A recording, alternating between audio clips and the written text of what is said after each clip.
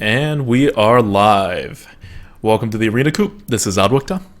This is Burps. Sorry for the delay. Yeah, we have a very, very special Arena Coop for you guys today.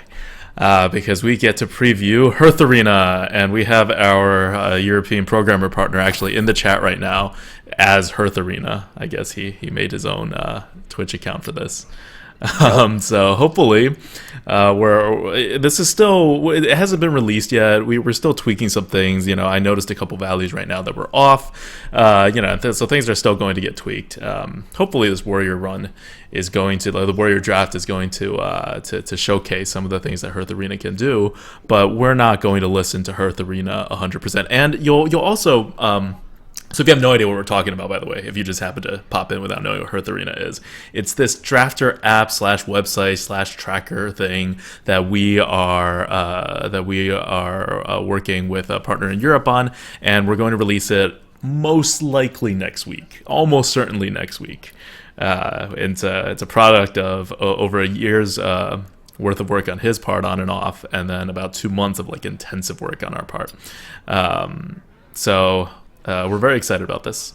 And we've also made 2 new mods. So Shankster and Captain Kairu, welcome. And if the chat gets out of control in a bit or later, or if people are doing weird things like disrupting it, we'll keep them under control. But otherwise, just generally free chat. I think our audience is mostly very mature people. So This is so much easier when we only had 10 viewers. oh, seriously, you remember that first run when we got 2 viewers? I think it was maybe 1. I think at one point we had 3. Those must have been weird people because it was like a midnight run and our very first run. We tried to do it stealthily too. Yeah, no, we didn't tell anybody.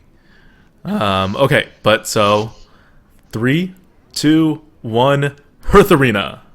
Did it work? It did not work. No. It's not working. It Okay. didn't Did it work now? Okay. I at Do you see least it? not on the screen that we're seeing. It's This is working. the most It's working. anticlimactic. It's working? Really? Yeah, so we're 5 minutes late on starting the stream because we just suck at technology. I'm trying to figure out how to get all this working. Okay, so you guys see this Hearth Arena thing, and it is on your screen. This is I don't know. Are you watching the stream? I think it is. Okay, well, it's lagging for me a little bit, so.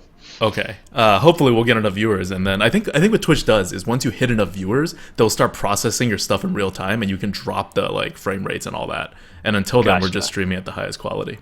Well, just assume my connection sucks, which it does. Oh yeah, your connection also sucks. Okay, so this is Hearth Arena, and this is not the login page or anything. There's on my account page, I'm logged in as Adwikta. But this is just a random 12-win run that we had pulled up. I think I did this privately, but you can see that the first page has a deck coverage page, and it'll have kind of a nice overview of what your deck is, how many 2-drops we have, 3 drops, 4 drops, 5 drops. It has a big drop category in case you're just wondering how big your minions are, pings, weapons, secrets, survivability to see whether you can survive or not, card draw. So when you're drafting, as you draft, these things will get filled in. If you like the deck coverage style, which actually I'm not the biggest fan of, but our European partner finds this very helpful, and I could definitely see people finding this helpful. It's a very good visual showcase of it. I also have this magnified by 150%, so this will all actually fit on one page on most screens.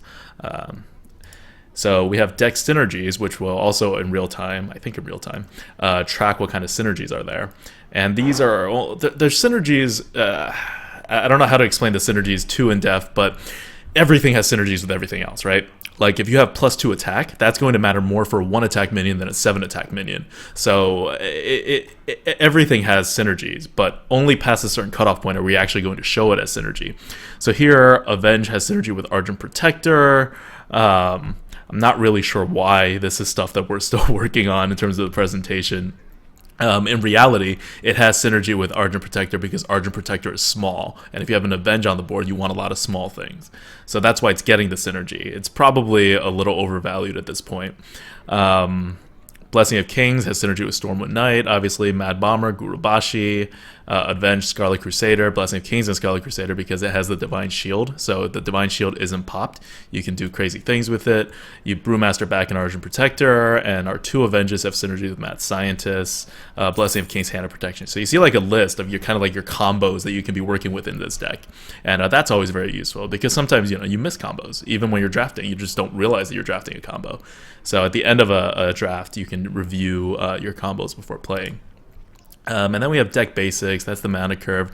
This is a deck list. This is going to be nice for me because I'm going to just snip it and then I'll put it on the side of the stream. And so we can actually have a deck list on the stream now in an easy to do way. And then we have the deck archetype.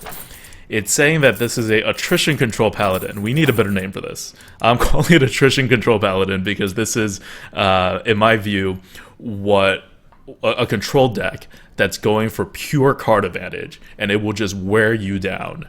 And ultimately, you will run out of cards. The paladin will get a lot of late game tempo, and then you'll just lose because this paladin will have more stuff than you because it'll, have a lot of big cards, have a lot of high mana cards, have a lot of impactful cards, while you will run out of those cards. So I call it attrition control. I don't know if there's a better way for it, but we split this into different archetypes, and there's just not a very fun name for everything that I want to talk about. There's also more common stuff like tempo, mid-range, aggro control. This is one of the weird ones. And then it has a deck tier score, which it's currently just showing a score, and that's not telling you anything. We'll eventually, and by eventually I mean sometime in the next week, we'll put in a system where it judges your score by the scores of average decks that have been created to tell you whether you have a high value deck, a low value deck, or an average value deck, while telling you at all times the Hearth Arena average. So you can know how good your deck is. So if you think your draft is low value, and it's actually like high value, that's telling you something. It means you're not doing as badly as you think. Or if you think you got a really high value deck and it's just showing average value, then maybe it's not as high value. This is just an average of like the actual tier score. So it's not telling you what your value is after accounting for all the synergies. I'm pushing to have like another score be shown here that's actually going to show you the score after the fact. So it takes all of the synergies after they're adding and subtracting the values. And you can see how they're adding and subtracting values on this page, the choice overview, where these numbers are not your tier score numbers. These numbers are what the system is calculating, and we're showing you the exact number. You'll always see the exact number, and when you're doing the draft itself, you'll also see the tier score numbers, so you'll know how much things are moving, and you'll also see you'll see when we do the actual draft. But this is just a good way to review your draft. Well, I mean, we have these like I don't know what you call it, like hovers, where I'm hovering over it, and it's showing me like some pick information, and that'll be there. For you too, but not in like we see painful amounts of detail right now. Like I have there's 13 lines. It's not even fitting in the hover bubble for each of these. But eventually you'll still be able to see some information when it comes to why these picks are being made. What are some good things to talk about? Okay, so let's look at this deck. We have a Lay on Hands, we have a Venture Cold Mercenary, we have an Argent Protector, Spectral Knights, Overhead Knight. We're pretty control right now. We have a Blessing of Wisdom. This whole thing is leaning towards a very control deck. It doesn't quite let up. So the archetype calculator has a very easy time determining this is a control deck. We will draft control for you. And so it's going to shift some picks. Over here, it's taking a Blessing of Kings over a Stormwind Champion, despite, if you look at our tier score, the Stormwind Champion actually having a higher tier score rating. It's not doing it by much, but it's shifting points by about 4 points at this point. And it'll shift more as you get more cards in your deck. It's not going to go crazy on pick 1 and say oh my god, you have a control deck because you have 1 Flame Strike. But it's going to get more excited about even that first Flame Strike as the deck progresses, and you're not shifting towards tempo. So here, Blessing of Kings was the right pick over a Stormwind Champion because the Stormwind Champion is really much more effective in an aggro deck, and the system has calculated that. It is really in love with a Light's Justice because, again, Light's Justice value is 52, by the way, on the tier list, but it's just getting so much value here because you're a control deck. You have like no early game, and what you really need to do is you need to live through. And yeah, Light's Justice isn't the best thing for living in that it hurts you, but it's a great way to control the board in the beginning, so you can survive to the late game. So it's kind of deceptive in that it looks like it's a weapon that deals 1 damage and hurts you a lot, but it's actually pretty good. We get some Avenges. We pick up our first 2-drop. You see how high this 2-drop value is? That's because we don't have a 2-drop yet. So Mad Bomber's going insane here. The system is like, you need a 2-drop. This is like the highest value card in the game right now is this Mad Bomber. Guardian of Kings, you'll notice, despite being a control deck, you would think, oh, and also having a weapon, so we're already able to hurt ourselves a bit. And we have a control deck. You may think, oh, Guardian of Kings should get a ton of value, but it's actually not. It's actually getting less value than its tier score, which is 66. And it's getting less value because we have a ton of big drops already. Like, we started off with so many big things, so many high mana things, that the system is determining that we can't effectively play a Guardian of Kings, that its impact on most of our games, despite being what seems like a very control card, is actually not as good for our deck as you would think. And that's something that's really hard to like figure out on the spot. You kind of know it as you're going along, right? That's like a lot of 5-drops. And Venture Co is even like a beyond 5-drop kind of drop. So you kind of have this sense, but people may look at a Guardian of King and just think, control. Yeah, and it is getting some value for being a control card, but it's getting a huge penalty. Not a huge penalty, but a decent penalty for being a big drop. And how many big drops we're allowing for and all that all shifts with the tempo control too. So this deck being control is already allowing for a good amount of high drops, and we're still going over. And then we get down. You notice we still don't have 2-drops. We just have 1 Mad Bomber. So by the time it gets to this Frostwolf Grunt, it's already adding a lot of points to this Frostwolf Grunt. It's actually adding more than you think because this is also using updated tier list values that is not shown on the public one. So we've been tweaking the values further, and that'll be released with Hearth Arena next week. But we lowered the score of Frostwolf Grunt by like 2 or 4 or something. So it's actually getting quite a large amount of points to make it so that you're really thinking about taking this Frostwolf Grunt here because you just don't have 2-drops. Mad Scientist obviously gets a ton of value. You already have 2 Avenges, and you need a 2-drop. So it's now 70 points, whereas normally, we really lowered Mad Scientist. Its tier list score is like 22 now or something. So it's actually getting like 60 points almost, just because of what our deck is. So as you can see, what the calculators are doing, it starts ramping up in importance as you get more and more cards, and as it is more and more sure of what your deck is looking like. Another Guardian of Kings, another penalty. This time, it's not just getting big drop penalties, but it's also getting a penalty for the fact that you already took a Guardian of Kings. So the second one, serving a duplicate function as a late game card, gets a higher penalty than normal duplicate cards. And some duplicate cards don't get any penalty. Once again, we're in need of 2-drops, so Mad Bomber goes crazy. But something else I'll point you to is that the system still makes mistakes. This is not a perfect system. There's people kind of freaking out about this, going like, oh my god, all drafting skill will go out the window. No. It's a robot. It can only do so much. It's also not a perfect robot. We're putting in a lot of these numbers by hand based on our estimates of card advantage value, of tempo value, of all these random value pieces. And we can be wrong. There's like 400 cards. We catch a lot of our mistakes, and we're going to continue to catch more. And as you guys see like weird things happening, we'll implement a reporting function. If not immediately, we may not implement it immediately because right after GVG comes out, especially, like a lot of things will probably go wrong. So we just don't want to be like spammed with those requests. But it'll come in eventually, and you'll be able to do things like look at this last pick. Why are we taking a Questing Adventure here? A Questing Adventure is normally 52. It's getting a ton of value. And it's getting a ton of value because we have, as you can see, we have no 3-drops. So this system is actually looking at it and saying, we need a 3-drop so badly that even though Questing Adventure is really not a 3-drop, it is still something you can do on turn 3 besides just use your hero power. And we think that it's worth it to bump it up by 10 points. Whereas for a Twilight Drake, it's bumping it down by 5 points because again, we feel that we have too many big drops for how control our deck is. I think that's the wrong result there. I would stick with the Twilight Drake. What about you, Merps? See, if you're wondering why I haven't chimed in until now, it's because I can't actually see Yeah. what you are doing, and especially because you know how much my internet stinks over here. So Yeah.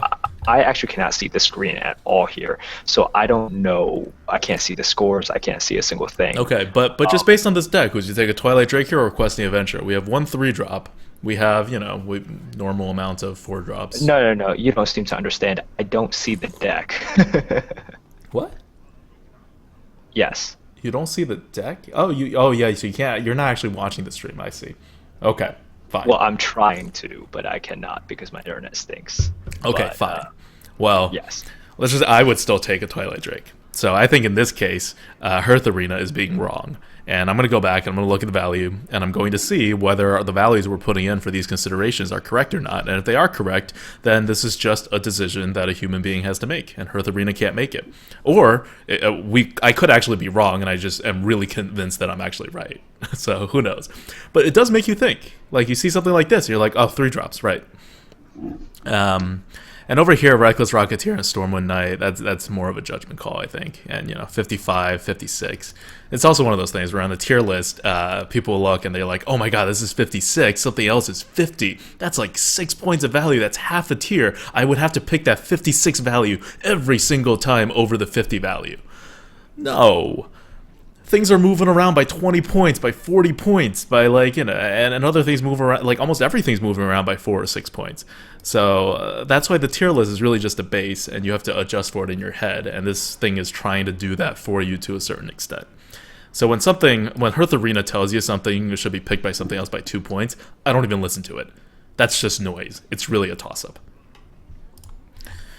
Okay, and then there's also rewards and results. This is similar to Arena Mastery. I love Arena Mastery, as you guys know. I use it, and I've used it for a long time, and I put it on every one of my one of our YouTube videos, and every run is tracked, and every run is shared on Arena Mastery. So we got a lot of inspiration from Arena Mastery on how to handle the tracker part of what we're doing. We can't show stats in as good of a way as Arena Mastery does yet. They do that very well, but we have all the inputs down, so you can see our runs, you can see whether we have coins or not. You can see our reward results, and if you look at the account, I'm hoping this works. This is really going to be really slow because it's connecting to the Netherlands all the time. So I'm like actually connecting over to Hearth Arena's computer, and I'm here in New York. So each click is going to take a while. You can see our overall stats. This may all change a bit. This is still in kind of like a very alpha stage. Average wins. We can pick a class. We can't quite filter by time frame yet, but we're working on adding that. Total arenas. With class, against class, you see a lot of the same information. This will all be filterable at some point and sortable. Average rewards based on wins. There's more stuff here, and there's an import arenas function, which is really good, and I have no idea how it works because I didn't program this stuff, but it can actually just pull all of it, like as you can see, all of my data from Arena Mastery is on here, because it can just pull everything from Arena Mastery, and it doesn't need Arena Mastery to figure out how we do our thing. You can just completely shift over to Hearth Arena seamlessly. And I'm not sure if it does it for anything else. I requested it done for Arena Mastery because obviously I'm an Arena Mastery user, so this was important to me. And this way we can get all of my runs into Hearth Arena. But it means that now you can get all of your runs here too if you do want to make the switch. And otherwise, we will also have an export function. I don't know if we'll have it at release, but if not, it'll come very quickly afterwards, so that if Arena Mastery is cooperative and tells us that, because you can't import stuff, you can't import actual draft picks, you can only import run results right now into Arena Mastery, but if you guys prefer to use Arena Mastery for the tracker, that's totally fine too. There will be an export function, and then we will be able to export all of your stuff into Arena with all the data into Arena Mastery, assuming the creator and the person who runs Arena Mastery gives us some kind of way to do so. We can put it into a spreadsheet or do whatever. but that's also happening. So this is we're going to play very nicely with all the existent programs, websites, as long as they play nicely with us. So it'll be very easy to go back and forth and to move your data around. We're probably also at some point going to add a way for you to import stuff in from like a spreadsheet, because I know a lot of you keep stuff just on spreadsheets, and you'll have to format it all a certain way, so it may be a little bit of a hassle on your end, but you can get all the data in here. Okay, so I am going to close out of this window now. No, they kicked me off Hearthstone. Okay, are there any questions from the chat at this point before we start our actual run? Nope, I've just been keeping everyone entertained. How that is my job. Okay. All right. By the way, Hearthstone closed because. Oh yeah, I'll reshare Hearthstone with you. Too long. Yes, thank you. Did we mention we're very excited about this whole spectator mode thing? Very excited.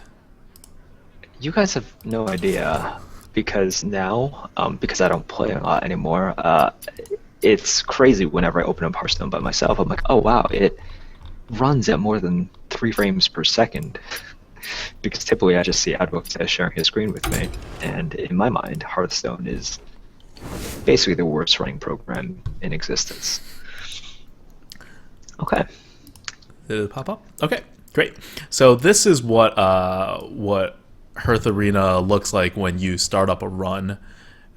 This is our warrior run. I have it queued up. As you can see, these things update automatically, and armor up's already here because your hero power gives you survivability, and it's also already providing synergies. I'm not sure if it actually gives synergies on the first pick, but at least starting the second pick, your hero power will start giving synergies and will start like moving picks around. It knows, and it's going to move it by exactly how much it expects you to use your hero power. Okay.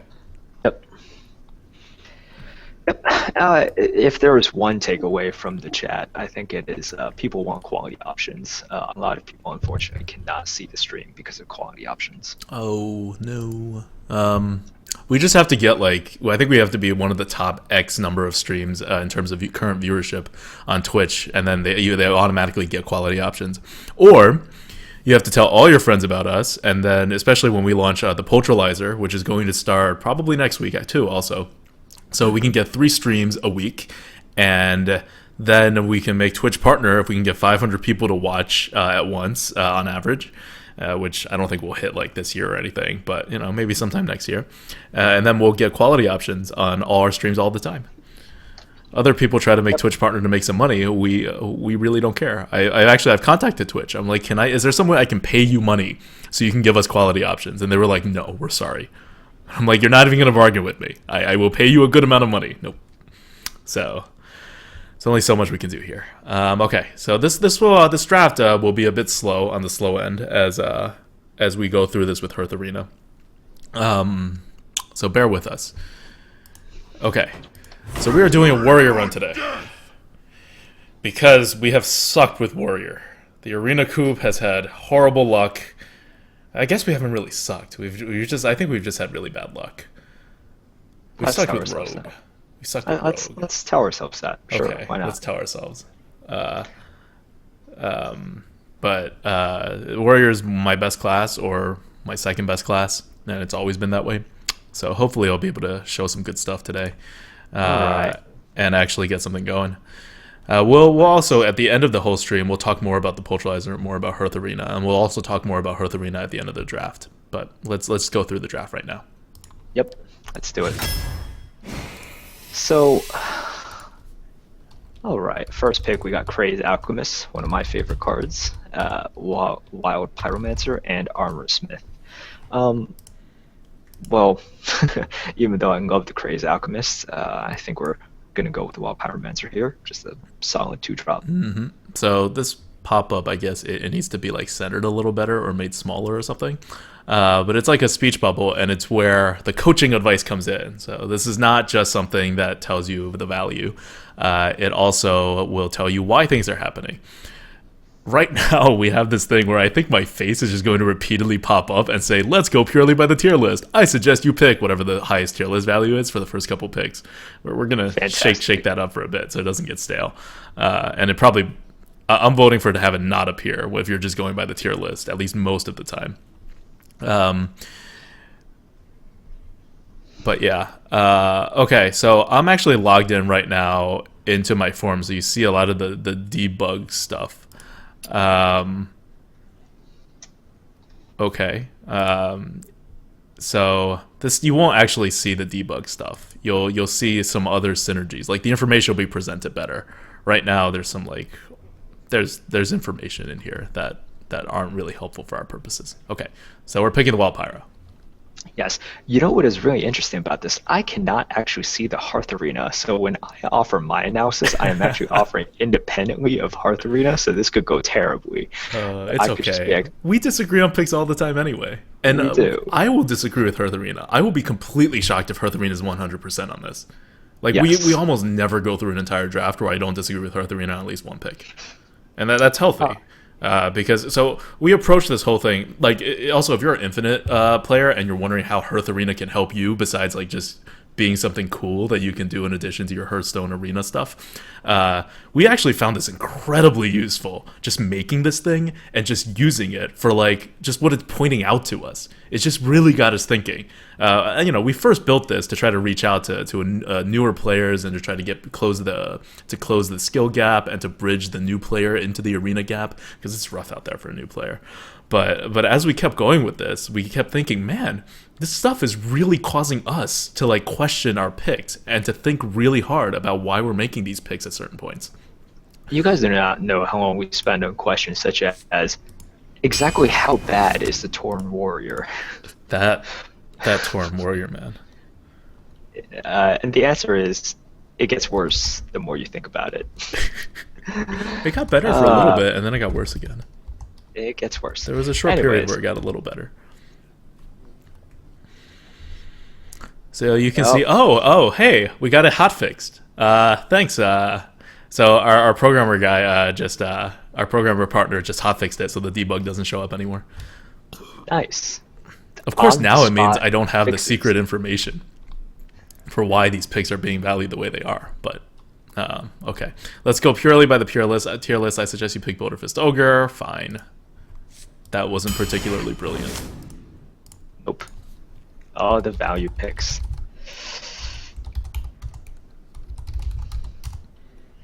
It's interesting, the chat being able to see Hearth Arena, and I cannot. Oh! The first glimpse of Merps. That's Merps, by the way. What? Because you know how like they rotate the pictures, and it's also depending on what kind of message is being sent. So the picture that we took of you, that's like your neutral, slightly serious expression. Crazy face? No, it's not your crazy face. Your crazy face will come up. But, so Operation Unmasked Merps has been it's happened prematurely. Let's not finish that sentence. So we're gonna go with the Archmage here. No complaints. No complaints. Definitely not. I'm not itching to grab a Murloc. Yeah, especially because we already have a 2-drop. I mean, if you guys don't know, when I play Warrior, I like a lot of 2-drops. But even if I like a lot of 2-drops, at pick 3, a Murloc Tidehunter is not going to be an Archmage.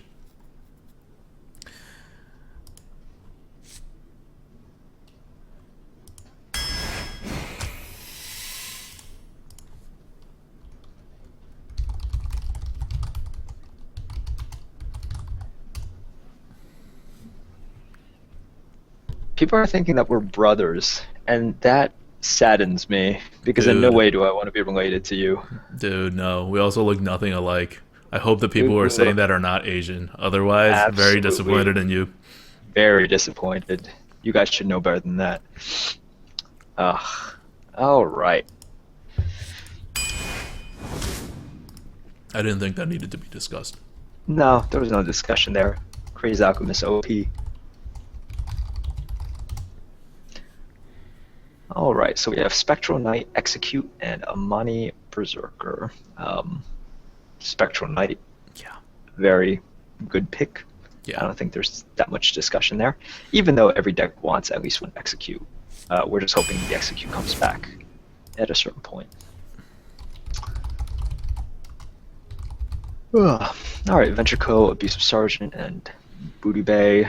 Venture Co is by far the highest value. Yeah. That's. Oh, we're getting presented with easy decisions. So one of the things, I know it's easy for us to say like, oh, this is what Hearth Arena did here. It was really just as important to figure out how to make Hearth Arena not do things. Because once you start giving this like computer power to like change the tier value, it can sometimes go a little crazy and do things you don't want it to do. So we also spent a lot of time making sure it's not giving you wrong results by going away from the tier list when it shouldn't.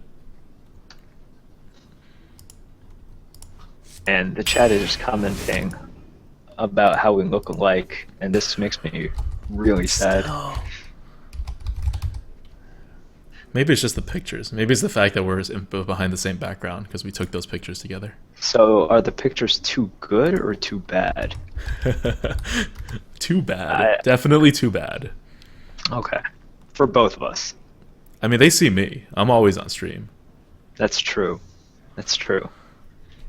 Although I like to... You don't look like you do on stream. What, like my pictures? Or me in real life? Just you in real life. Yeah, I never look like whenever I'm captured by a medium, like a video or a photo, I never look like I do in real life.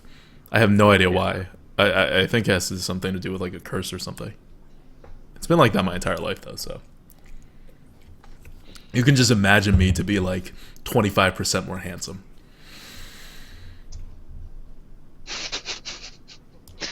Yes, let's do that. Back to the picks. Back to the Cult picks. Master, Murloc Tidehunter, Raging Worgen. Cult Master is a pretty good pick. We don't have any 3s or 4s. And yeah. Yeah. Okay, so now I'm starting to worry about my 2-drops after this pick. I don't know how Hearth Arena is going to react, but I am now worried about my 2-drops because we only have one 2-drop. Yeah. Alright, so we got a Boar, Spellbreaker, and an Execute. So I'm pretty sure Spellbreaker and Execute are pretty similar on the tier list, and I'd be very interested to know what Hearth Arena Well, is what would you picking do? here. I like the Spellbreaker here. I know we play, especially Warrior, much differently, so I would take the Spellbreaker, but I'd like to see what Hearth Arena picks.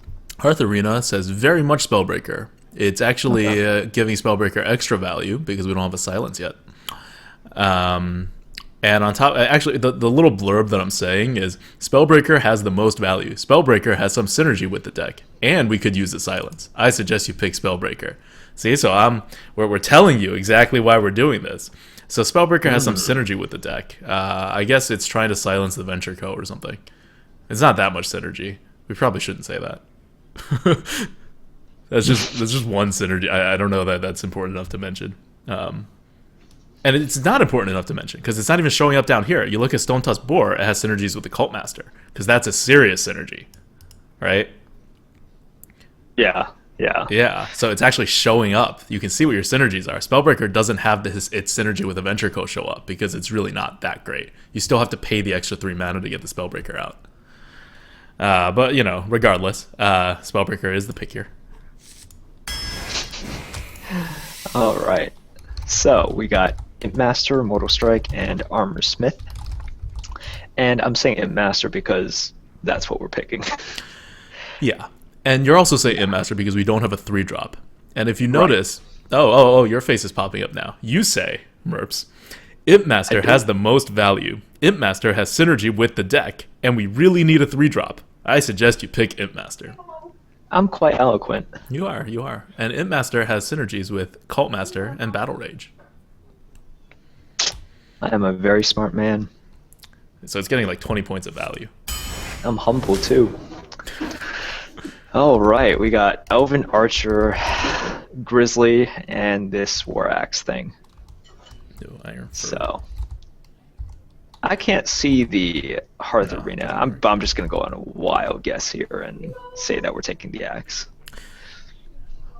It's you again. You say a lot of words this time. I see value! Explanation point. Although we don't really want to end up with too many cards that use our life as a resource. What? I think it's just saying that as a forewarning because there's no way we already are in danger of overweaponing. Let's establish that real life merps is a lot smarter than virtual merps here. I still suggest you pick Fairy War Axe as it has the most value out of these options, and we need a card to play on turn 2. Yes. So it's still getting some value, but I think we need to look into that a little and see if Fairy War Axe is already getting a penalty. Because it really shouldn't. Anyway, we're picking the Fairy War Axe. So one of the things this does is the system changes everything to the probabilities. So the warrior actually has like half a 2-drop or something in the Fairy War Axe. That's considered sort of a 2-drop. It's not a full 2-drop, but it's sort of a 2-drop. So that's why the system isn't going as crazy yet to like force us to get 2-drops as it would, for example, if you were the hunter, because hunters have no 2-drops. Like Hearth Arena goes absolutely like batshit insane with the hunter. Whenever you try to pick away from a 2-drop, starting like pick like 10 or something, it's like no, almost all 2-drops you need to pick. So the chat is making fun of you for your pronunciation, which I'm 100% behind because you can't pronounce fiery. It's spelled fury.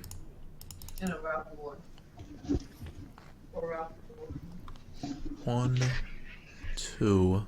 Okay, so here what would you do? Okay, so we got Tiger, Execute, and Amani Berserker. Let's see, how many 2s do we have? And so, okay, I'm thinking the Tiger is out here just because I don't want too many big things. So it's really between Execute and Amani Berserker. And then the next question becomes, how desperate are we for 2s? And the answer is kind of desperate just because we only have 1 that we can actually drop on turn 2 because Crazy Alchemist is not a 2-drop. But Execute, you really do want 1 in the deck. Although I think here, if it were me, I'm probably taking the Berserker. I'm taking the Berserker too. Hearth Arena is telling us to take the Execute, even though I will note it is penalizing the Execute and it is raising the Amani Berserker a little bit. So our considerations are right, except it's not going far enough. I think I may need to do something like lower the Execute's first pick bonus. Something to note. But still, like it wouldn't be a horrible play to pick the Execute. It may actually be the correct play, but I'm with Merps. I'm going to take the Amani Berserker. Now, definitely. Literally, like you remember what you said, right? Like your entire thought process. So you can't see Hearth Arena. So you said all that independent of what is being shown on the screen right now. The screen, I can't see it. I will now read what the screen is, what my speech bubble is. Normally, this would be a toss-up between Stranglehorn Tiger and Execute. However, we don't really want too much 5-drops, and Execute does not really have synergy with the deck. So it's telling you both of them are not good. On top of that, having at least 1 Execute is good. So we have a grammar problem. But regardless, it's identifying that there's some first pick synergy going, first pick bonus going on in Execute. And it's probably a little too high at this point. All in all, I suggest you pick Execute in this situation. So it's not talking about the Armani Berserker because it's not doing much with it. It thinks we have actually sufficient 2-drops. Whereas both Merps and I are slightly worried about our 2-drop situation. Hearth Arena is not worried at all. I don't know if we're right. I don't know if it's right. But this is something that you should think about. Right. So we're still going with our picks, but, Hearth Arena could just be right on this. Execute could very well be right, and it's something to keep in mind. Yeah. All right, so this is the first pick that we deviated.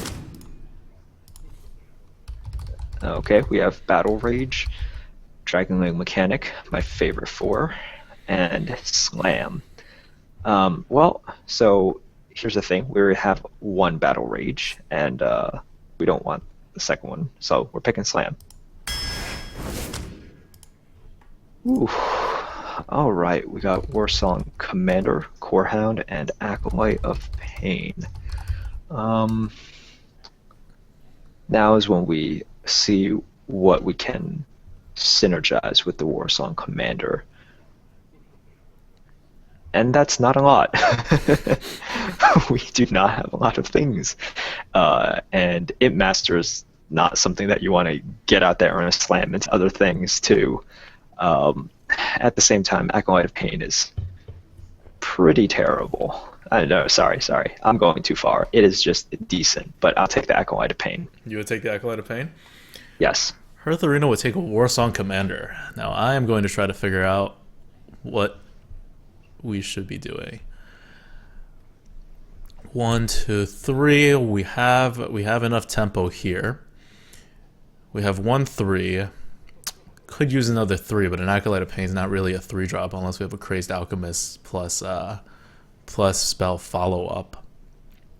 We have 2 iffy 4s, so we're going to need to pick up some 4s at some point. That shouldn't be hard. Warrior has a lot of 4s. We have 2 5s, we have 2 6s. We're set on the big drops. So from this point on, what we're actually going to be doing is we're going to be taking as a lot of small drops. And I think that means we could get some value out of Warsong Commander. I think Hearth Arena is right on this. Okay. I think it's a more flexible pick. And it probably, like tempo-wise, it has more tempo than Acolyte of Pain as an actual 3-drop. Like, it's not the worst move in the world to actually just throw it down on turn 3 and use it as a 2-3. No, I mean, that's pretty terrible, because that's just a Tauren Warrior. It's a Tauren Warrior. That's like the whole purpose of a Tauren Warrior. Didn't we just go through how bad it was? Yes, and our answer but it's was an worse option. than- Acolyte of Pain is a 1-3. It's even worse. Yeah, but it's not a card. That thing is a card. But no, I mean, I'm fine taking it. Let's just not defend it on turn 3.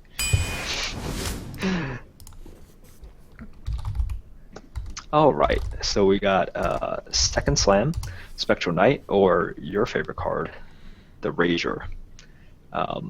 Second Spectral Knight is pretty good here. Man, Virtual Merps is very excited about the second Spectral Knight. You use the word Spectral Knight 3 times in that sentence, and you have your smiley face on. Oh, well. Virtual Merps get something right. Ooh, this is getting a little bit ugly. We got the Value Raid Leader, the Archmage, and the Inner Rage. So good. So, oh man, can I take anything other than the Archmage here? I don't think I can. You would go with the Archmage? Yes. Despite having a 2 Spectral Knight, a Ventrico, an Archmage already, and a Boulder Fist Ogre? I really don't. So, I'm not taking Raid Leader. I don't want Raid Leader. So much synergy with Imp Master. So much. I'm trying to think if I can take Inner Rage, and maybe. I will say this. When I was looking at this decision, I'm like, God, I hope Hearth Arena picks Inner Rage. And it did not disappoint me. Really? I think Inner Rage is definitely the right play here. This deck needs so much more tempo than it has. As a warrior, if you don't have the tempo, you're dead. Because any efficient way that you get to remove things in the end is going to involve you slamming your face into them and losing more life.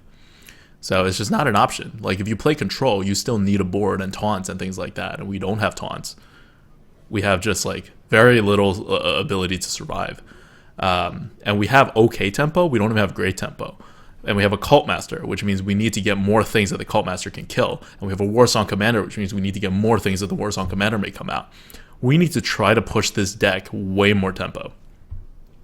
No, I think that's really good. And as soon as... I think I just dismissed Inner Rage way too quick. Yeah, and this is something I didn't think of. Hearth Arena says, on top of that, we need a ping.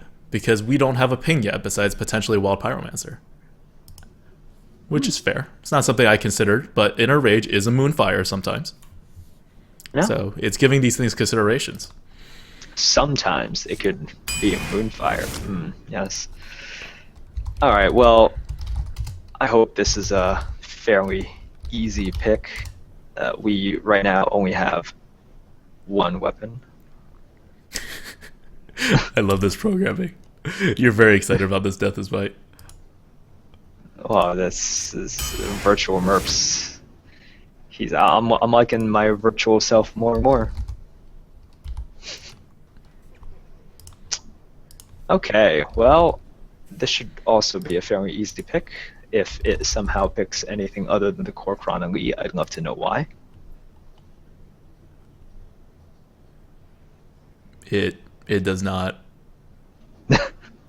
Okay then.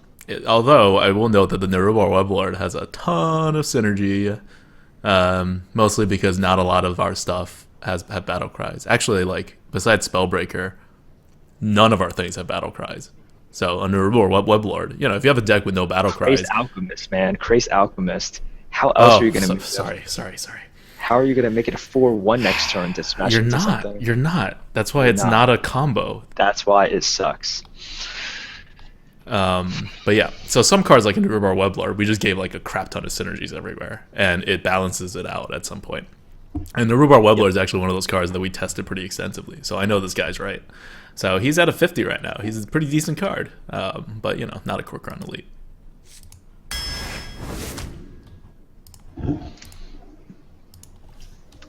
Okay. All right. So we got Celsi Deckhand or a potentially better Murloc. We got Gnomish, and we have Slam. All right. So I like having a second Slam here, but let's see the 4s. We really do only have one 4 drop. We have Death's Bite, but only one thing that we can actually drop on turn 4. And I guess the question we have to ask ourselves is, do we need something else that we can just actually put down? I'm not that desperate yet. I'm not that desperate for it. No, I mean, I'm taking the Slam. Yeah.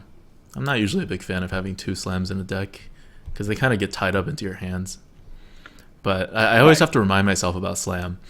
You can use it as a 2 mana removal. It is not bad as a Demon Fire. And I'm thinking, but I could get a card if I just... And it screws me over. But yeah, I do think Slam is the right choice here. Although I do think it's closer than what... so Hearth Arena basically didn't move anything anyway. Like it moved Slam up by 2, and it kept Gnomish Inventor where it is. I think it's closer than that. But I think what Hearth Arena is doing is it's taking into account how frequently the warrior is going to be offered 4s. Like Death is Bite, Corcoran Elite, Arathi Weaponsmith, they make up a huge part of what the warrior can be offered. And I mean, that's kind of true. Regardless, we're taking Slam. Yeah, of course. Ooh. All right. Well, this is pretty great just because we are missing 3s, and we get one of the best 3s right here. Plus, it has some sick synergy with Warsong. Can you imagine Warsong Commander, Frothing Berserker in a rage, and with the Pyromancer out? That would be yeah. It does require a lot, but you're taking it in the face. Picture is coming up. Yep. Oh, nice. I like this. If you ever wonder, like I did this experiment where I just pointed a camera on Merps when we were taking these pictures, and I said, okay, make any expression you want, 3, 2, 1, and I clicked, and he made the giant O taking a cock in the face expression. Well, it's the Steve Carell 4-year-old virgin look that I'm pretty proud of. Takes some major skill to pull off that look so convincingly. All right, we got Razorfen Hunter, Berserker, and Fiery War Axe, and let's take the Wind Axe. Yeah. Razorfen Hunter, by the way, is getting raised a bit because we apparently still need 3s, and we're going to run out of time to get 3s. So that's something to consider.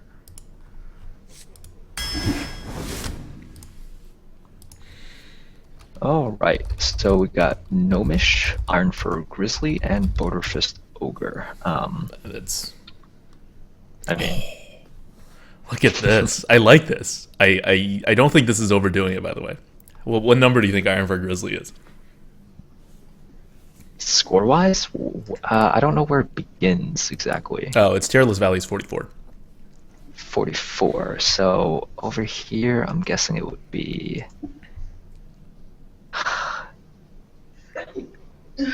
guessing it's like 60? 68 has a Cult Master. Damn. Ooh. Has it overtaken Ogre yet? No. Ogre is also getting additional points for I don't know what, but I don't really care. We're definitely just taking the Ogre. That's fair. Okay. And we're taking a Dark Iron here. Yep. The Silverback Patriarch is getting a ton of points. I don't know why. I don't know if I care because it's a Silverback Patriarch and it'll never overtake anything. But I think we have a survivability problem. I think that's why. I think taunts are getting more points because we're gonna die because we have 3 weapons and we have no taunts and no ability to.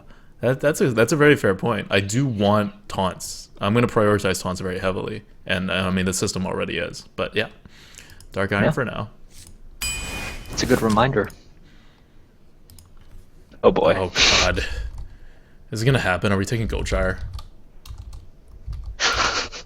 You did want a taunt. I did want a taunt. Fortunately, Hearth Arena is reminding us that Goldshire Footman is still shit, even though we really need a taunt. Right. So Mad Scientist is just a 2 for a 2/2. Do we need that? We have 2 axes. We have 2 axes. We have essentially 4 turn 2 solid plays. Right. We don't need it. So we could take our second Inner Rage. I want the second Inner Rage. Oh god. I know. This is a bad pick. See, it's even telling us it's going to be a bad pick. What you're saying up here is, although we don't need that many Inner Rages, I still suggest you pick Inner Rage. Yeah, no. Virtual Me is doing pretty well here. Okay, I have a feeling Priestess of Illusion is going to get crazy value here. Because of the weapons? Yeah. I think it's right. I think it might be right as well. But it is not. Wow, Priestess of Illusion sucks. Reckless? Yeah, it's reckless. Let me see if I agree that it should be reckless.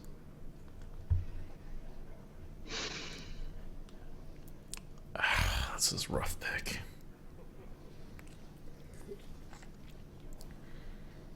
I almost want to pick a Leper Gnome.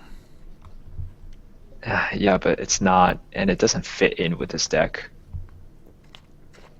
This is like, I think a pretty tempo deck, I would say. Kind of.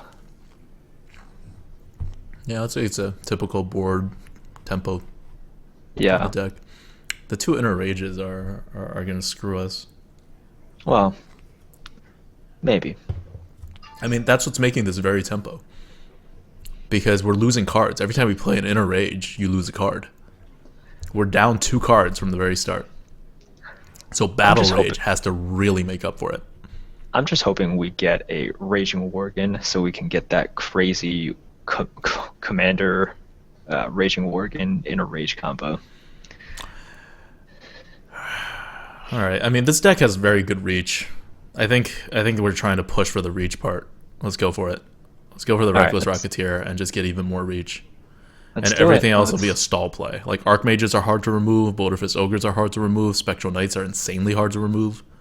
Yeah. So we can push the tempo and then force our opponents to like stall the game. And hopefully we don't run out of cards. Just way too bad. Ooh. Ooh. All right, we got the Ooze, a Wolf, and the Weaponsmith. So how many 2s do we have? We have 2 Axes, we have Money, we have a Pyro. So we have basically 4 that we can actually get out on turn 2. Mm-hmm. Although not just getting the axe out and not using it kind of risks them oozing, but whatever. Let's see, on 4, we don't have that many we can just put out. Arathi? I want to go with the Ooze. The Hearth Arena's picking Arathi here, but it's very close. Yeah. It's within 1 point. Hearth Arena says, too bad we have to choose between these cards. Although Arathi Weaponsmith does not really have synergy with the deck, and we don't want to end up with too many cards that use their life as a resource, I still suggest you pick Arathi Weaponsmith, as it has the most value out of these options. I think I'm not really too worried about the killing us part, but I'm worried about not getting enough 2-drops, because this is our 26th pick. We have 27, 28, 29, and then we have a pick 30, which is going to be at least a rare, so it's going to be a lower odds for 2s. That's fair. And we I think need that's at fine. least one. Like, this deck is dead if we don't have at least one more 2. And we want 2 more 2s, actually. So, I think that's fair. I think I'm going to go with the ooze. Okay, let's do it.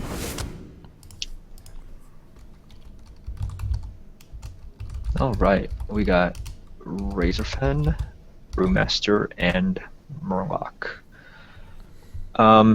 Is there a reason not to pick the Panda? Are we that desperate for 3s? Yes. We actually are. Wow. Yes. Okay. We are very desperate for 3s. I didn't even think this was a question. I wasn't even looking at the Panda.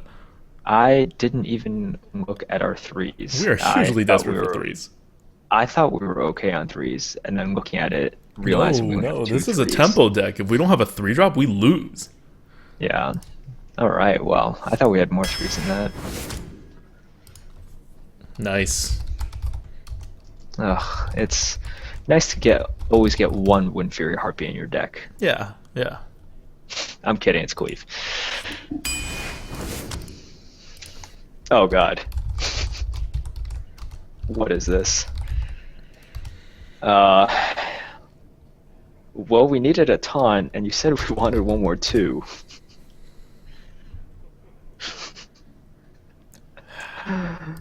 Normally, I would pick Warsong Commander. However, Warsong Commander does not really have synergy with this deck, and we don't want that many Warsong Commanders. On top of that, Frostwolf Grunt has some synergy with the deck. We could use a card that protects us. We need a taunt, and we really need a card to play on turn 3. Turn 3, you see? It's thinking of Frostwolf Grunt as a turn 3 play. All in all, I suggest you pick Frostwolf Grunt in this situation. I take no responsibility for that sentiment because, it's a Frostwolf Grunt. I'm denying my responsibility in picking that card. There we go. All right. But no, that was totally right. That had to have been the pick. Like, Frostwolf Grunt by far, I think. Yeah, I don't even think Hearth Arena gave it enough credit. Well, yeah, but it was right in the end. It was right in the end, but only slightly. Good, and it was like that because it's still thinking that we need 3-drops, and Warsong Commander is a better 3-drop. That's fair. All right, so it comes down to Commanding Shout versus Gadget Sand on Auctioneer. How many cheap spells do we have? We actually have a lot. We have a lot of cheap spells. Wow. Time. Miracle Warrior time. We're gonna get that inner rage value. All right, so you can see Hearth Arena is right now processing our request.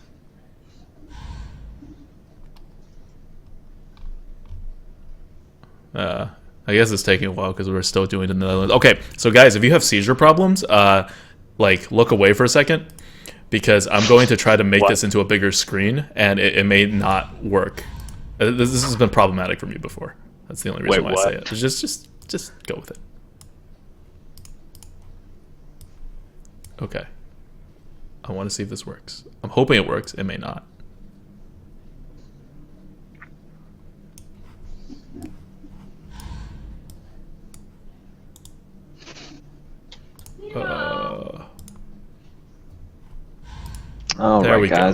There we go.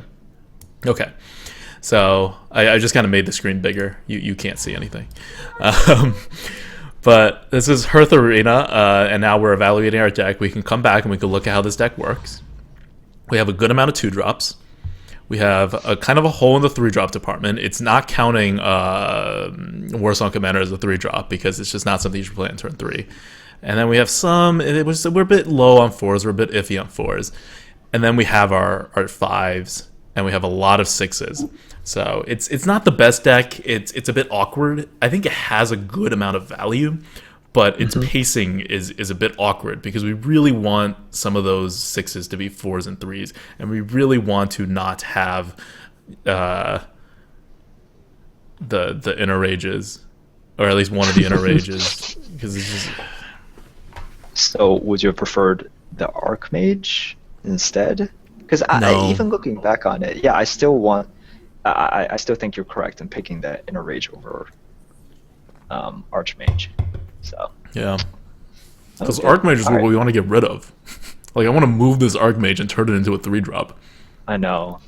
A Worgen. A Tauren Warrior. Probably not that. Deck synergies, alright.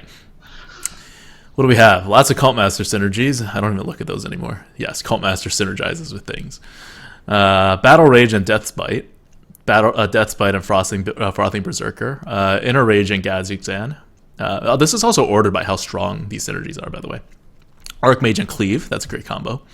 Imp Master Battle Rage, Reckless Rocketeer Cultmaster, Inner Rage Wild Pyromancer. Okay, that could deal 2 damage. Cleave and Gajixan, Inner Rage and Amani, Slam and Gajixan, Dark Iron Dwarf, and a Reckless Rocketeer for that turn 10 7 damage reach. Yes, amazing. The Dark Iron Dwarf and Korkon Elite. All right. We are a Tempo Warrior. Ha! I got it right. How Great. about that? Okay. So, shall we begin? We shall, but I'm going to snip this first. So, this is the first time I'm doing this. I think I know how to do it. I did it once as a test. Once as a test. Once as a test. Okay, hold on. I like this. Hold on. Let me see if this works. Haha, it works. Okay, so now we have the deck list on the stream. And our deck tier score is 1936, which, if you notice, I think this is actually higher than what we went 12 wins with. So we do have some high value cards. Choice overview, you can see where all the picks are, and you can actually re-see. We're gonna make this one, like, I can re-see at least when I hover over this what the picks are, what the statement is, like what the decision making process is. So like pick 11 would talk about how great Fury War Axe is, for example. And the picks that we didn't make is pick 12, where we took a Amani Berserker over an Execute. So we ended the game without an Execute. I think that's why Hearth Arena was really pimping the Execute on that one. But I do like the fact that we have more 2-drop consistency still. Definitely. So I think I'm still comfortable with that decision. And then also, was that the only one we went? Oh, the Ascetic Swampu was in a Arathi Weaponsmith. I'm still comfortable with that decision. But that was a toss-up anyway. That was less than 1 point. That's pretty good.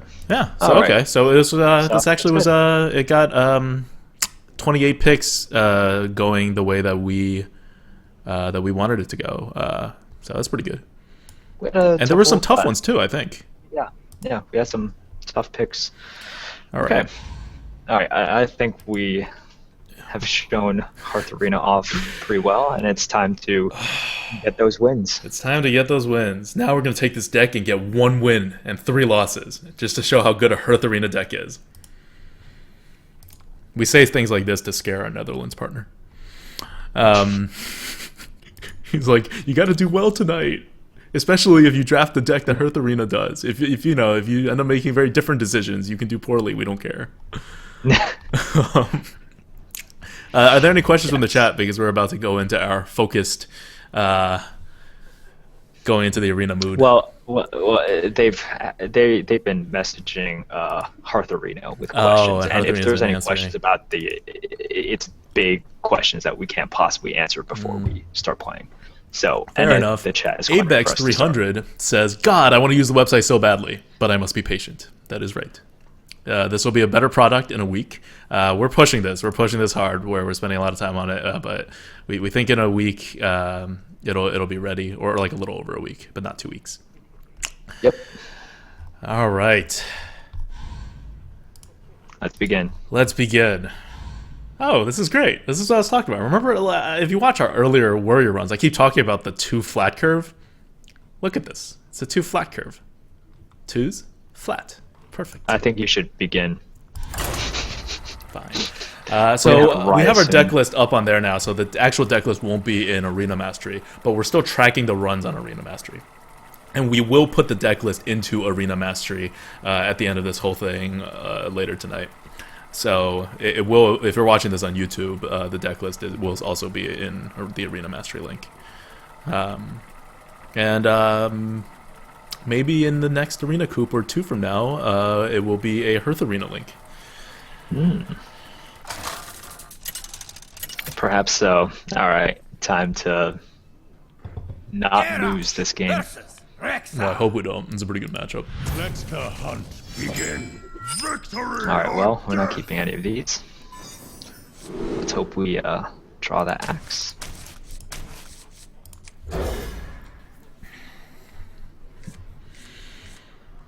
All right, that's good. Okay. That's why we got all the 2 drops. Yeah, it's fine. And I don't feel too bad for using the ooze against the hunter because all of his weapons are rare or epic. Yeah. Actually, so Hearth Arena is also very good at helping us with the tier list because we do the regression thing to figure out exactly how much to increase something, like Bloodsail Raider, for example. And one thing we were doing this exercise, and one thing that was abundantly clear was that we were not giving like enough value in our like non-scientific or less scientific. It was still numbers based. Analysis of what the weapon synergies are for Hunter. That Eagle Horn bow is actually getting picked it's expected to get picked a much higher percentage of time than you would think. I mean, we're still not saving it, but We're still not saving because also here if you put out the Alchemist, he can put out something like a Worgen. He can coin out a Worgen or something, and then we're screwed.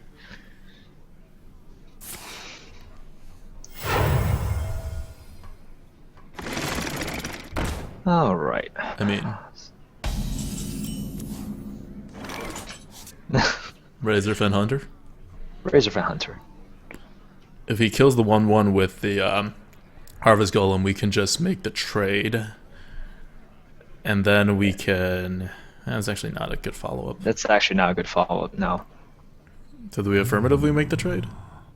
I think we do. I don't want him killing off the 1/1. The 1/1's actually kind of important. It's 3 damage to the face.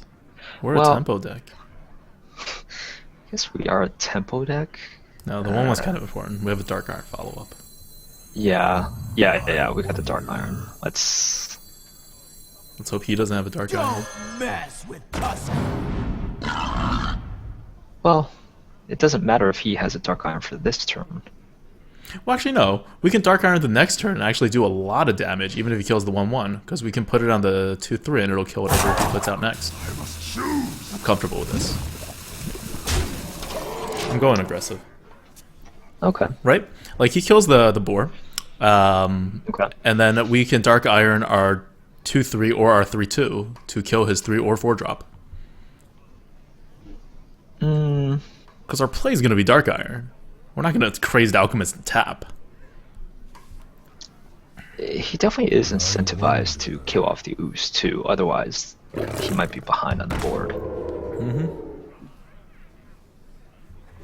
There we go. So that ended up working out. Do we feed it the Dark Iron?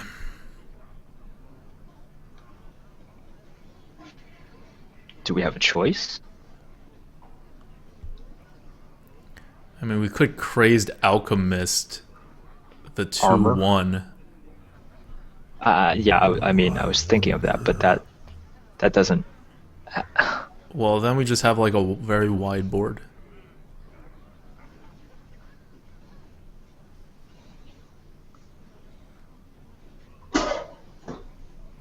Because we're just like, Sure, I but- think that's like, are we saving the Alchemist or something? I wonder. Maybe we are. No, you never. I mean, you never know what scenario you're saving it for because the Yeah. Alchemist is just. It's craze. Because they're both gonna die to this Panther.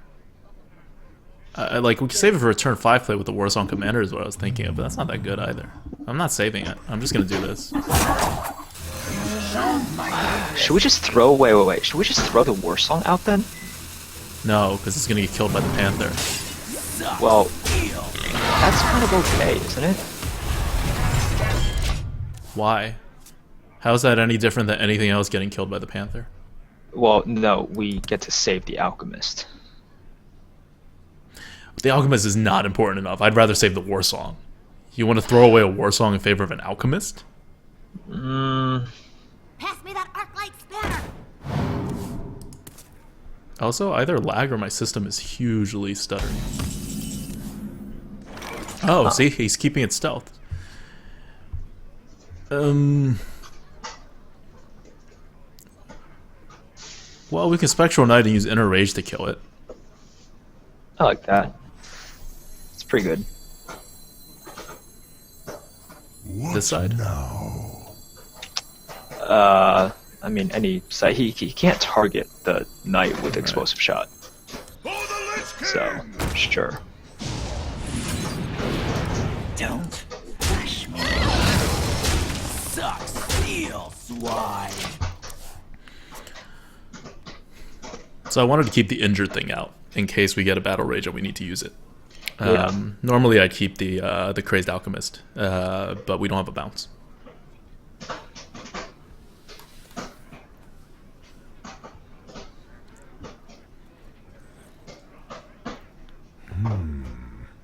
Oh, I guess we should put this guy in the middle in case of explosive shot, because now you can clear the board with an explosive shot.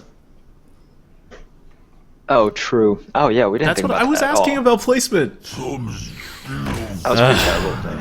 Well, that was pretty terrible, both of us. Yep. Jeez. Agree.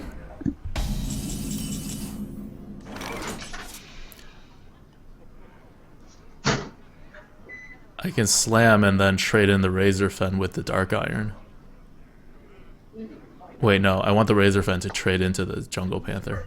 Yeah, so you should probably just... You could also just...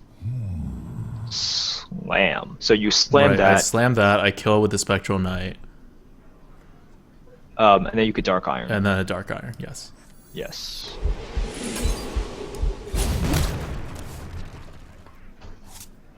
For Kel'Thuzad! Yes. No, I Dark Iron first. To kill that, and then I trade the 2/2 in, and I save the thing, yeah.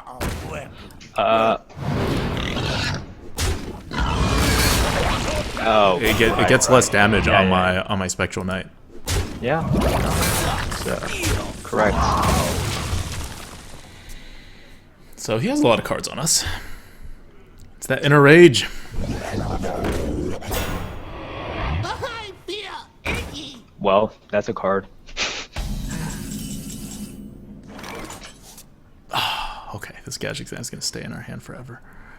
I mean, it's not really a card because we have to actually kill it. Yeah.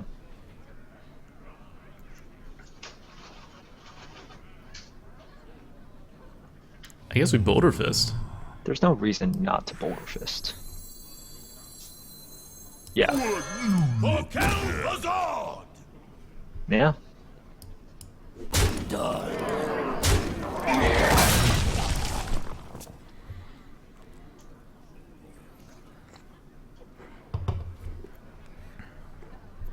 Okay, something is really killing my computer.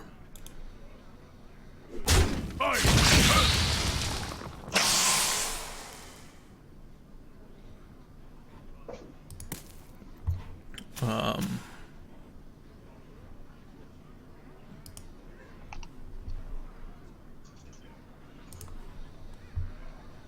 Jesus Christ, something is destroying my computer. I'm gonna close some stuff.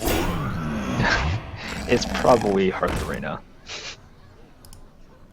Well, I'm gonna close it. Oh, that cleave. Ooh, that Gadget Sand and cleave. Huh? Oh, yeah, that's pretty good.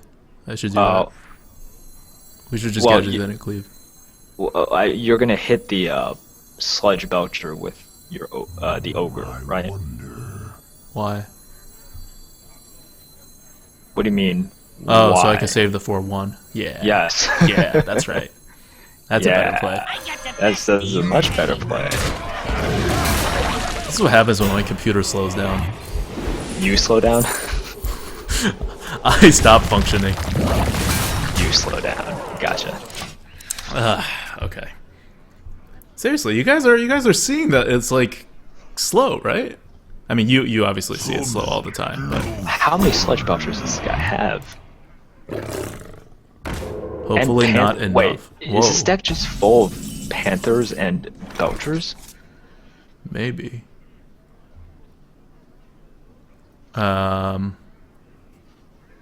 So I'm still taking the good trade, Yes. and then What now? putting a Warsong Commander, running the Wild Pyro. No, No, it's no, you pointless. don't need to. I just put out an put out the Archmage and the Archmage, Feared yeah. War Axe. Okay, where do I position the Archmage?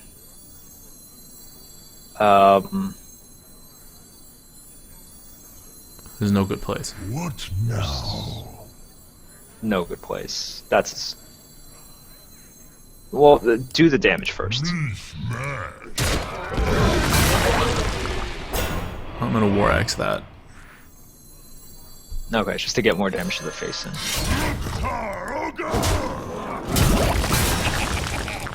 Okay, where am I Archmaging? All the Has way to be a hill on the right. Yeah. Okay. Are you ready for this? Mind Control Tech. It doesn't even. Oh, it might save him actually. Who knows? Maybe. Perhaps. Probably will save. Because he has a Panther. Oh, if you didn't know, Ratsma tried to snipe us. He queued up at the same time as us.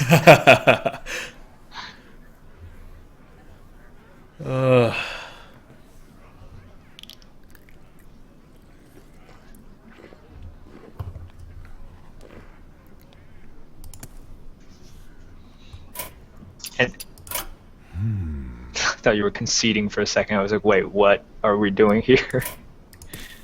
No, I'm just trying to figure out what's going on with my computer. Uh, Maybe it's like doing some kind of update that I don't know about.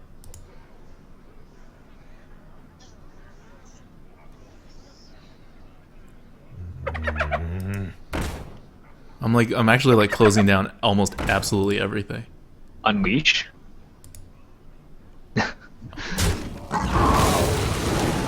Nope, no unleash, I guess. Oh, It is a combo deck. Not that far off. Alright, he's dead. so he's dead on the board. Well played.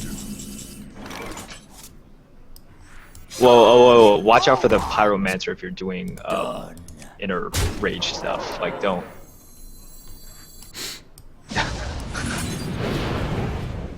Don't blink. I don't want this VM to suddenly turn into a boss.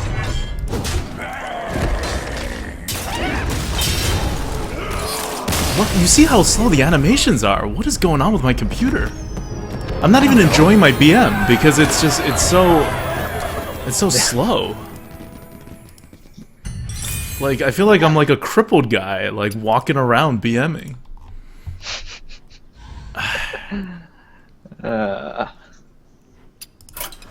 Well, this is pretty smooth. I don't know what's wrong. Maybe it's my streaming thing. What Hold else are you on. Maybe it's running? maybe it's OBS. Hold on. I'm going to I think the whole chat is trying to snipe us now. Everyone's queuing up when we're queuing up. Yup. Oh, that's fun.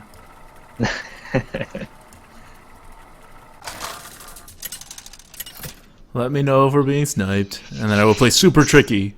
Garage versus Super tricky. For Doom. By super tricky, you mean turn off the stream? That is I super mean, tricky. that's very tricky. Alright. They'll still know our deck, Axe. but Oh, yeah. you can always know my deck because I track live on Arena Master right now, so that's fine. We want to get our 3 drops. Yeah. No, I don't want to keep the quick run. Oh, this is pretty decent. Mm-hmm. Wish we had a coin. Coin would be nice. Yeah. I don't know what is going on. Job's done. Oh, man. Is there actually a decision to make? Because I'm like doing other stuff right now. No, you need to end your turn and stop BMing the other guy. What now? That's actually Ratsma, by the way. Oh wait, is that really Ratsma? Perna? I Wow, guess it there's no is. one playing this game anymore. There is no one playing this game anymore. You can actually, like, this was his second attempt to queue up against us. Oh, people can't see our opponent's name because of Oh yeah, it's P-E-R-N-A. Perna. Uh-huh. Yeah. I guess that's Ratsma's account. Great. Oh god, hilarious. I can't believe it worked. Whoa. Really? What? Wait, why the? It's a mono? shaman. Well, he could just coin out a 3. I have Inner Rage and I have a Wild Pyro. Ugh. You always play a 2-3 over a 3-2 against the shaman. Alright.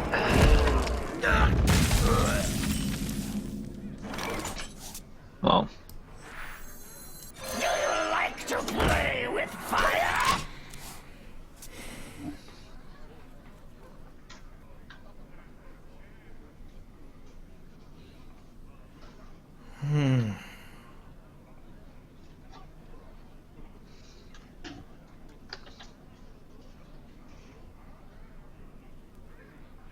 No man. I hope he's not actually sniping though.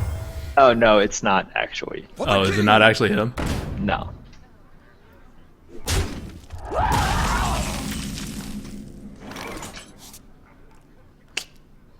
No, I can't do Razor Fin. You can't do Razor Fen. He would- Alright, let's he'd just get the skank axe too out. much. Yeah. Get the axe out. So we hurt ourselves first before we armor up in case Battle Rage comes in.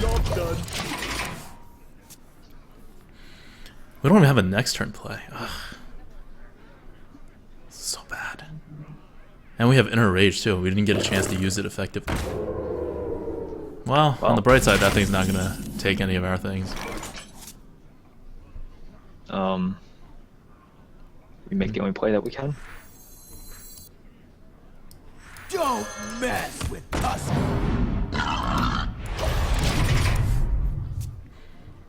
This is not going well.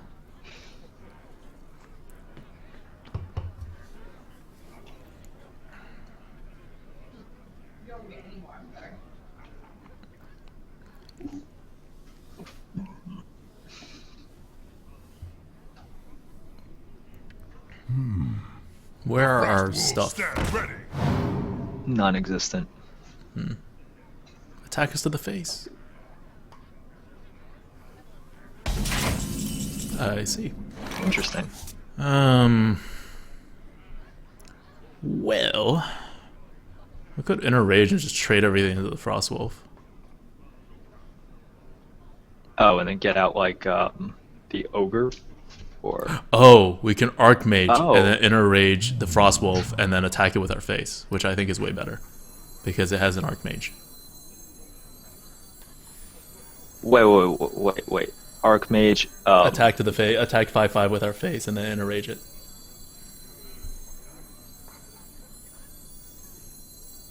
Oh. Yeah. Okay. Let's see. Yeah. I mean, I'm okay with that. We still have Reckless Rocketeer to wipe up any fire elementals. Right. That's what I'm worried about. But yeah, Reckless Rocketeer will be our fire elemental. Mm-hmm. Yeah, I'm okay with that.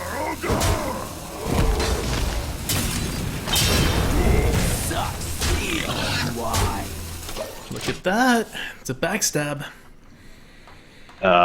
Sure.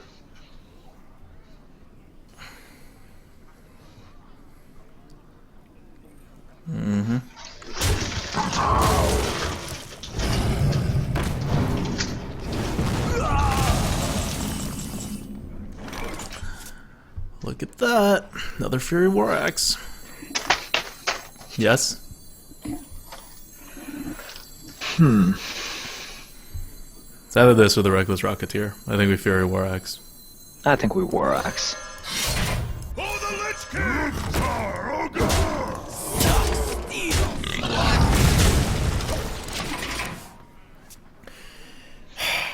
All these weapons and we can't get card advantage. I know, pretty sad. But Fire Elemental does what Fire Elemental does.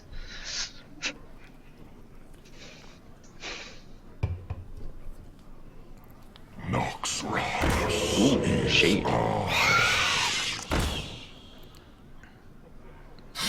There's the X.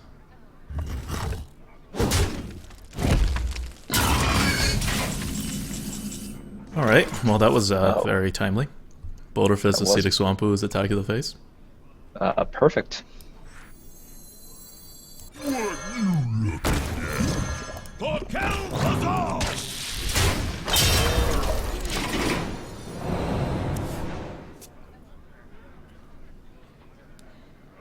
Next turn we have 10, 13. We have lethal if he does nothing. 16. He's gonna do something. He has to do something.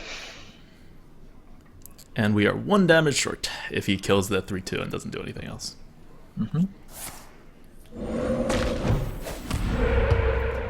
Well, that has to be what he was looking for. You call that? Or not.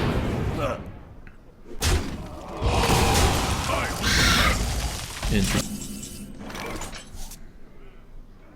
Let's draw a card. Let's draw a card.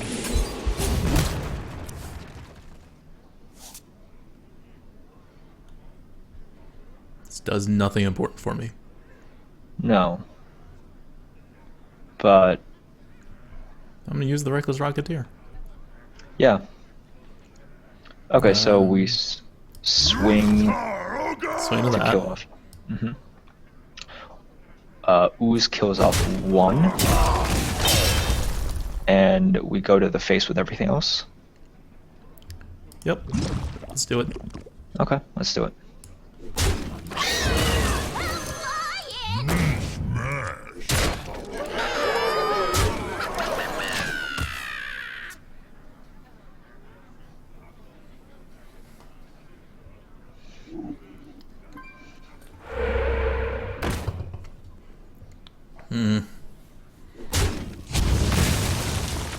Okay. Truth is my shield. Well. Oh, so close. So close. Not enough. Do we have enough reach in our deck? I mean, I think we should actually play the board Over for now. Warsong Commander, but that has other stuff. We have more War Axes. Well, okay, so you could Spellbreaker. Okay, so you could Spellbreaker the Sunwalker. And Definitely then, Spellbreaking the Sunwalker. and Oh, and then you just want to kill the 03? Fine. Your magic shall not save Right. So with Use the Crazed Alchemist to kill the 03. Yeah, exactly. Okay, fine. You love my new recipe. And attack this, right? Yeah, getting him down to 2 health. Yeah. So many things to kill him. We still have weapons. We still have stuff. He has to clear our board, taunt up, just do a lot of random stuff. Yeah.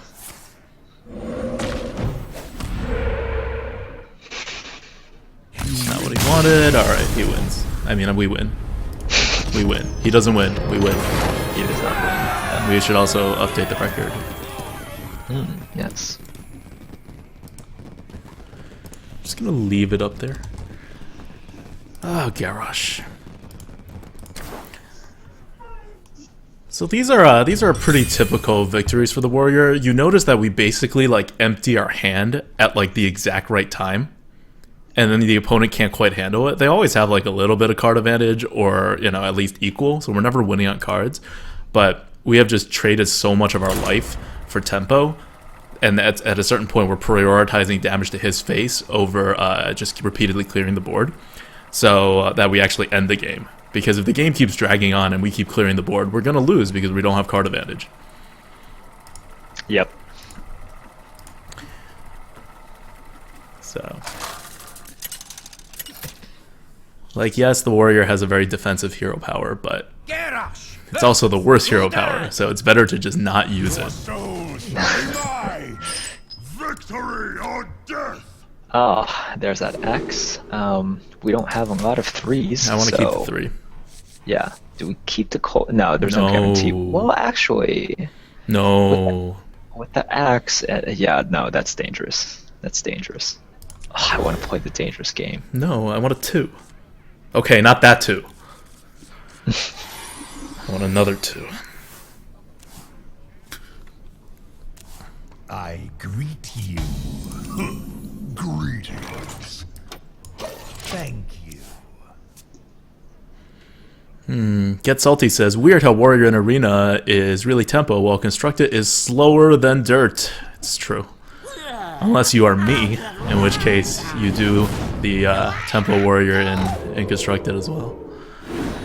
Why would he even do that? What's the purpose? Interesting. He did that because he didn't do it on the... Whatever. This is what we do. This is what we do. Where's our Wild Okay. Pyro? Where is our Wild Pyromancer? Because that thing is going to actually kill us. The Blood Imp is like the worst thing possible for a warrior. Ooh. That is. Oh wait, we have Korkron. We're gonna need to use the Korkron. Which is, we just coined the Korkron with no follow-up. Because we have to. We have to. We have That's to. the thing. Right. Yeah, no, we can't let him get value on that thing. Chief, for Hellscream! And this is gonna go on the entire game. And we need to deal damage to his face. Yeah. Like, that use of the coin just slowed us down so much. It definitely did. Before we could have next turn Spectral Knight. No, we can't.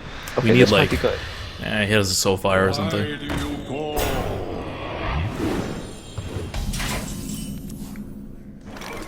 Ugh. Or Razorfen Hunter. Yep. Razorfen Hunter. Attack into that. I'll get Mortal Coil in the next turn. I don't really have a choice. You don't have a choice. You can't help Don't it. mess with Tusk.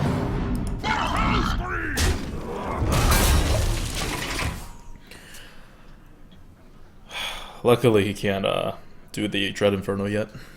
Not that he would, actually. This thing at least prevents a Dread Inferno from having as much of an effect. Where's our Cleave? Where's our... Whoa. I am totally okay with that. Whoa. He's just gonna let us put down. That Spectral Knight. Yeah. Okay. I'm alright with that. For the Lich King! I mean, I guess he has the thing. He has to have the Dread Inferno that he wants to play. Or else that makes no sense. I've got a huge gun. I see. He knows we have an How axe, right? Does that help him? Okay. Yeah, let's just get out the Archmage. Archmage. Start. Yeah. Yeah, Frothing's a little too slow. Are you ready for this? Taroga! Did you just forget we had an axe? I don't know what this is setting up for. I don't think he's setting up for anything. I think he forgot that we had an axe in our hand. We haven't used it in a while. This isn't even like a mage that flame. You can't target. Was he setting up for a bolt? My eyes are open. So weird, dude. This Fury Axe is gonna get some value. Oh, he taps after that. Oh my god. And he has another Blood Imp.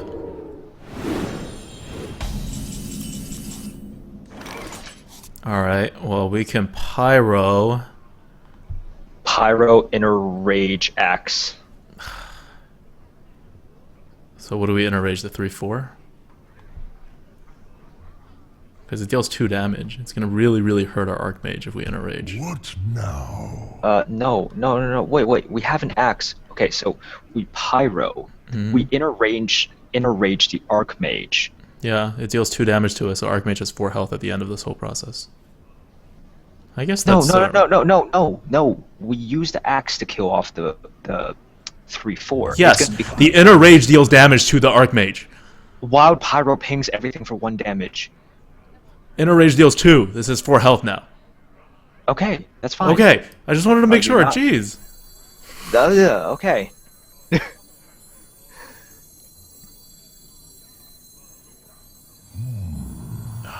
Okay, he's setting it for Hellfire. I don't care though. We have I'm gonna go. My blade be thirsty.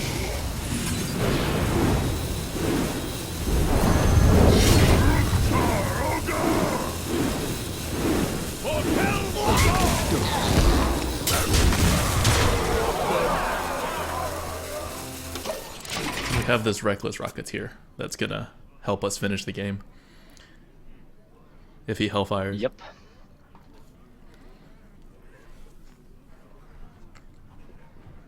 I have a ghost card now that we can't get rid of. He was trying to Shadow Bolt before. He failed at the Shadow Bolt setup. Yeah, well played. Well,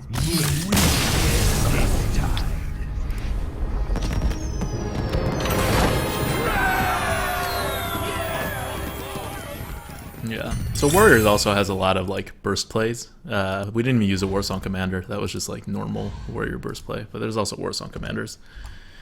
Weapons, chargers.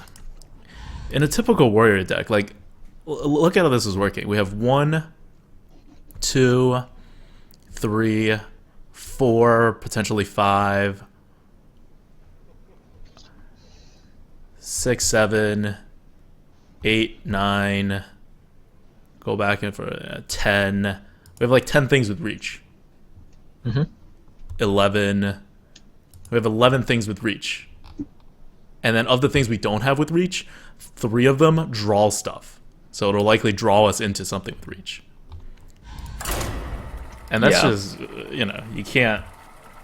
You stand still at like 18 health for 1 turn and you're dead in 2 turns. Unless you have like a lot of taunts that you can repeatedly drop. Which the Hunter did, but still didn't matter. Well, that Hunter actually had like a very good deck. 3 Sludge Belchers, which so we had to get past 6 taunts.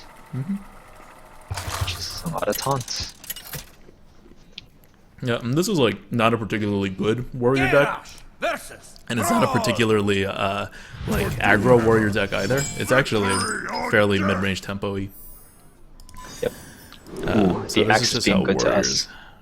are being played. We have 2 of them. This is also what happens when you have 2 axes. Yeah, It's like that if you're a is true. shaman with the 2 axes, I guess. Still, you just get them a lot. Ooh. Yep. So I'm a fan of playing an empty war axe. A lot of people like to not do that because they're afraid of the ooze and afraid to give out the information that they have the axe. But the warrior is all about tempo. So I always take the risk that the ooze will come and just end the game. It is 1 common card, and it's picked very often, but... Oh, this should be good. Perfect. There we go. That's what I like to see. So now even if you get oozed, Yeah, at it's least worth you've it. traded 1 for 1. Yeah. And the thing is, when you're playing against the warrior, you can't play around the war axe. That's why it's called the Fury Wind Axe. These are always Fiery. good. Fiery, sorry. That's what makes Fiery. classes good. Like, if you look at my top classes, it's like Shaman, Paladin, Warrior, it's Mage. It's things I can get out to a really, really, really fast start. Because that's something that you can't control normally. That's over the frothing, right? We could drop the frothing whenever. Or we could frothing and then attack into the O2 with our axe. I And set don't up the wanna attack Death into Bite the the next O2. turn. You can still drop the frothing and attack what comes out. No. Don't mess with. Yeah, I'm okay with this play. Yeah. But so the beginning is always something that you can't really control the beginning of the game because everyone kind of just plays on curve and it's a lot of RNG. So the more your class and the more your deck is able to handle the beginning, the more you slow down, you make the RNG part of the game smaller in effect. Oh man, Yeah, we're frothing. we are frothing here. And Most the more, definitely. yeah, and the more you make that RNG effect smaller, the better your chances are of getting to the late game, where you can have more decisions to make, use more of your skill in order to defeat your opponents, and just make better decisions, better trades, better overall big picture judgments of whether to go aggro or control. And so if you start out quick, you can always go Well board played. control. Well played.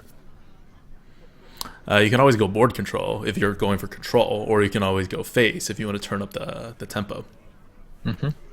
And you just don't have that option if you're like standing there, sitting back, and playing the entire time.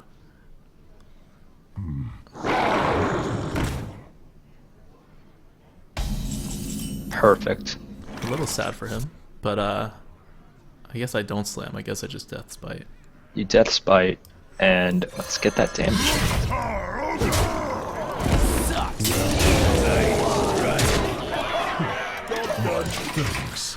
There's got to be a way to say thank you without sounding that douchey. No, there isn't. And I think people like that, actually. Just giving it to us. I'm gonna reckless. I'm not Yeah, gonna use let's the reckless. death bite.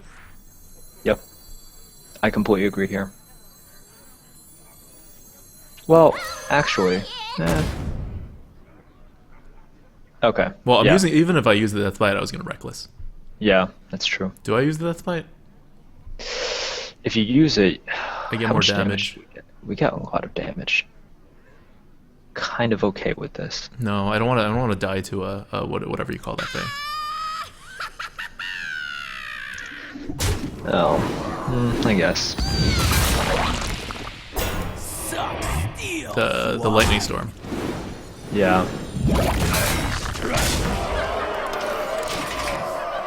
He's shown that he can't deal with this thing yet. Yep. Force him to have another taunt. Because I don't want him to fire elemental it away. I just don't want him to do anything crazy with it. Like, he has to remove it. He does not have it hex, or else he would have played it. Because this thing was out of control. Yeah. So one more way the warrior ends the game very early. Frothing Berserker, red card.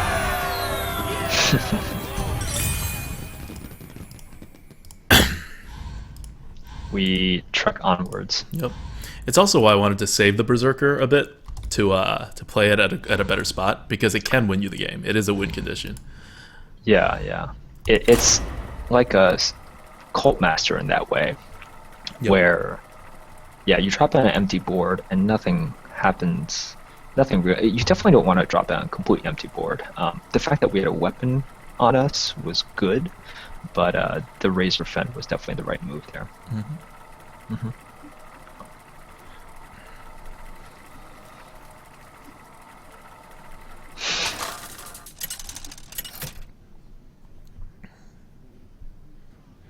Geralt Priest. versus Anduin. This is actually a surprisingly good matchup. We are getting our axes. I almost want to keep a Spellbreaker just because it's a priest, but I'm not. You could, actually. I prefer to keep it Inner Rage, if anything. Wait, really? We're keeping it in a rage? Why? No, we have an axe. Yeah, we it have would an be axe. for the thing. The, 3-4 thing. Oh. Dark cultist. Cultist, yeah. I do want a 3-play too, though. I'll get rid of the Inner Rage. Yeah. Go for the odds. We have 2 Inner Rages anyway. It might come back. Oh, totally worth it. Oh my god, I forgot we had Totally that. worth it. I think the reason we didn't see that was why we went for no. Nope. Coining it out. Do it. What you want? This is happening. It's gonna lead us to victory. Yeah, Frostwolf Grunt. 2 damage per turn. He has to suspect that we have an axe behind this. Holy smite it. Hey, he doesn't care if we have an axe or not. This is a great trade on our part. So we're not gonna axe, we're just gonna trade. Do we still? No, we still axe. We still axe. We're getting max value out of axe here. No, we would get the max value out of the Frostwolf Grunt. I think this is a misplay, for what it's worth. Because the Frostwolf Grunt's gonna just die, and we're gonna lose a card, and we're gonna get no tempo out of it. He gave us the trade, we should have taken it. We could play the Ascetic Swamp Ooze and next turn play a War Song Commander. Well, I guess it doesn't matter. It would be the same result. We would have had to trade the Swamp Ooze in. And, yeah. Do we get the Commander out, or do we put the Swamp Ooze out? Because our next turn is the Dark Iron. Well, So then we have to put a Swamp Ooze. ooze, because if he puts out like a Yeti or something.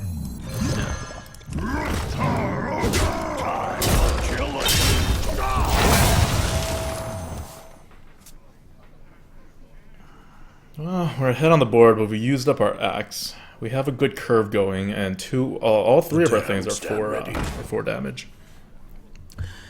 He plays, could be any card, it doesn't matter to us. We play Dark Iron.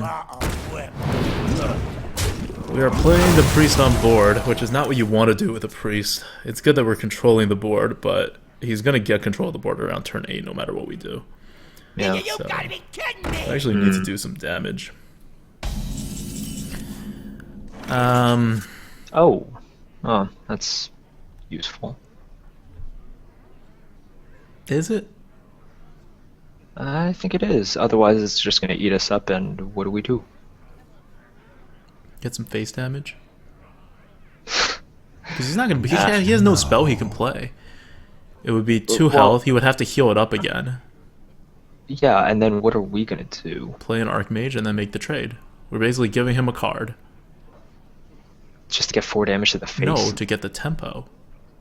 Because if we do that, we have a Warsong Commander out. That's not going to get us any tempo. He'll play any minion on the next turn, and then we won't be able to do anything. So we have to play a Spectral Knight. Like, think about it. If we Warsong and then we slam, and then we make the trade, we have this empty Warsong on the board. I must choose. For the Leave it up to you. I'm a little bit skeptical of this. Well, no, the other alternative was so bad. Because we have an empty Warsong that anything he puts out would eat up, and we have no more removals in our hand.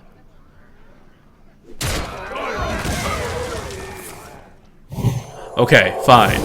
I did not account for a Circle of Healing. But that's not even that bad. Because we have the same move this turn that we had last turn. If we want it. He just has a Light Will out. He did use a card for that. Yeah, he did use a card. I mean, we need to kill the Light Well, but we don't have a way to kill it. Archmage is a bit too valuable. Could just Spectral Knight again.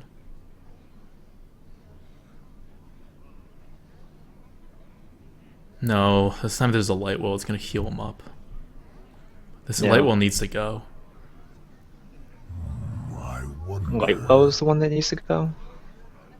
Yeah.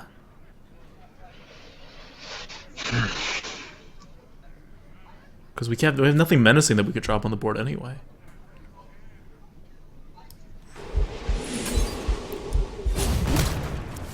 Alright. Done. I must choose.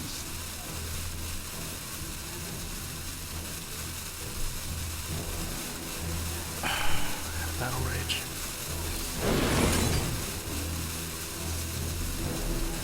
Oh, did I already attack? Damn it. That's a misplay. Yeah. Wait, what? Oh, no, never mind. I killed the Light Well. That's fine. Yeah, you killed the Light Well. That's fine. I'm okay with that. He can't do anything. I've frozen him from being able to do things. He has to just attack my 4/4 and heal. He has no other plays. Yeah. He's done. End turn. See? That's why we do that. So now, we still can't Archmage and slam it to death. We can Warsong Commander, Wild Pyro. That's still a useless slam. What now? Is that our best move? I think it is. Yeah, it's better than just Reckless Rocketeer, right? We at least have a Warsong Commander out. Not that we can do anything with it. Do we want it out? We only have so many small things, and we've already used 2 of them. So, yeah, I mean, it's not going to get any more value. You want a Reckless? I don't know. Wasn't the whole entire point was so we could get something on the board before them? Yeah, but a Warsong Commander is not something on the board. He only has big things. He's just shown us he only has big things. So it's just going to eat up the Warsong unless we can follow it up with removal, and we don't have removal. I must choose. It's rope. I'll leave it to you.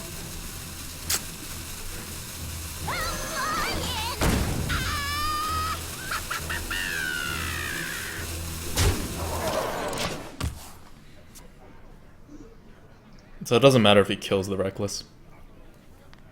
Is someone injured? Oh, I see what you're doing. Yeah. No, he's going to draw a card. That's less than ideal. But the Wild Pyro will take care of anything.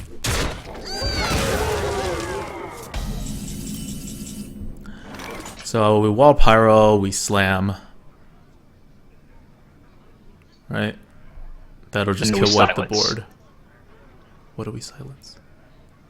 Oh, just get a body out yeah, of we the don't. board? No, we have nothing to well, silence. no, we don't need to silence. And then hope that we draw a card that we can actually play. I wonder. All right, it's Or basically. do we you put the want- War Song out first?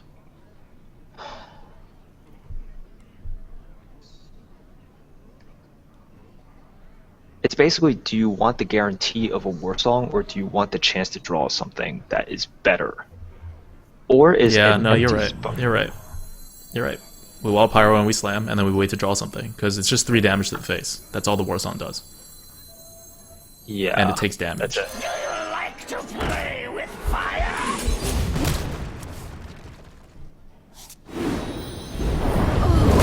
And I'm okay with the empty Spellbreaker, but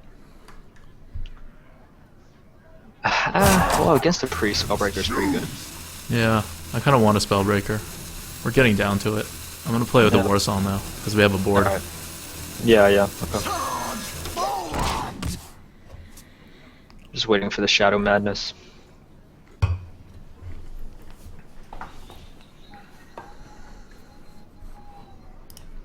What you looking at? The damned stand ready. Alright. Death's Bite is good.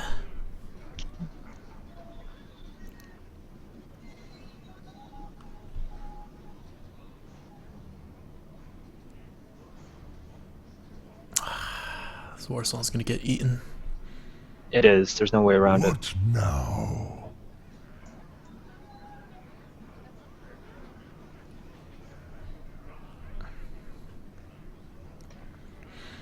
Yeah. Spectral Knight, Death's Bite, trade in the 3-1, let him eat the War Song. Yeah. That's it. That's all you can do. Or I can deal 5 damage to the face, or I can deal 9 damage to the face. It's not enough. No, that's not enough. For the Lich King! Against a priest, definitely not enough. Taroga!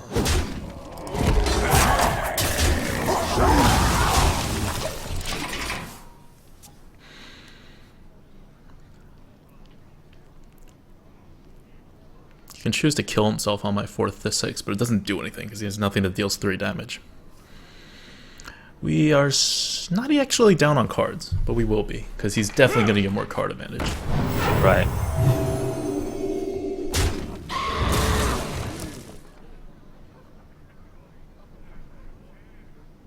My shield for Arga!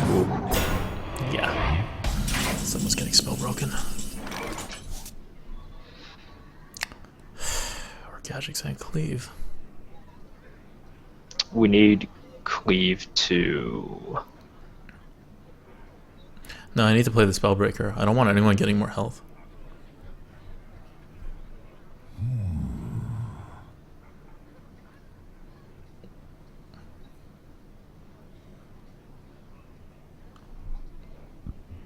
Actually, so if you gadgets in, we just need it to hit the Dark Cultist, right?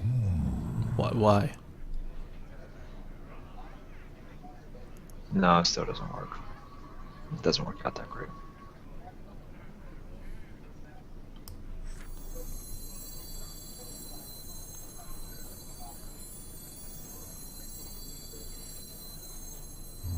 I wonder. Your magic shall not save you. I silence this. I attack both into the 7.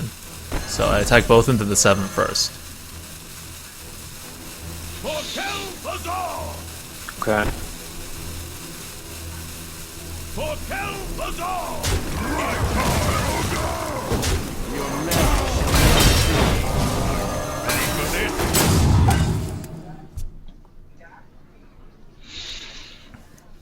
We The Archmage stays alive and I could cleave the next turn.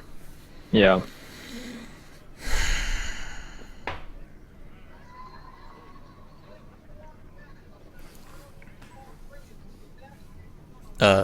Think faster next time. I think you were just like running. Oh fuck! That's right. You can mind control.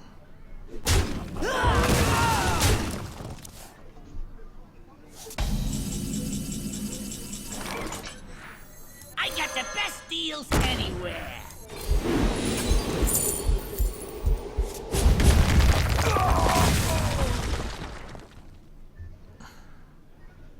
It's not even gonna work. Mm-mm. But I have to, because I just need to cycle this card. It's a pointless You card. need to when I don't cycle. play Yeah. You want another card.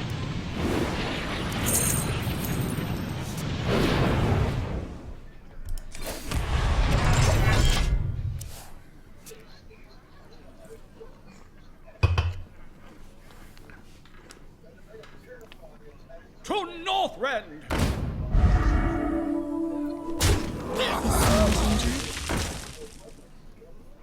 Well, this is a rough spot.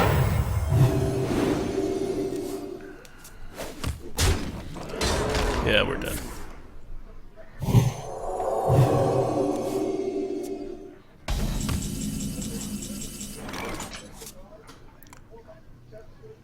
Boulder Fist Ogre, Korkron Elite to the face.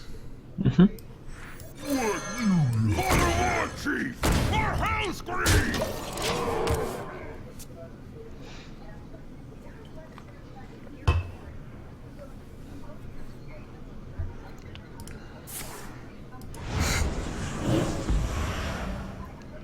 Right. Oh yeah, that's right. He had lethal. I didn't even think about that. Whatever. Well played. Yeah, dude, Yeah. you gotta spin your wheels faster. Took like half the turn, and I didn't even know what you were saying. Yeah, it's been a rough weekend for me. But I will think faster next time. All right. Let's let the game. We're gonna take our break now, actually, because it's been 2 hours of streaming. Even though we normally take our break at 5. I'm Yeah. gonna go use the bathroom.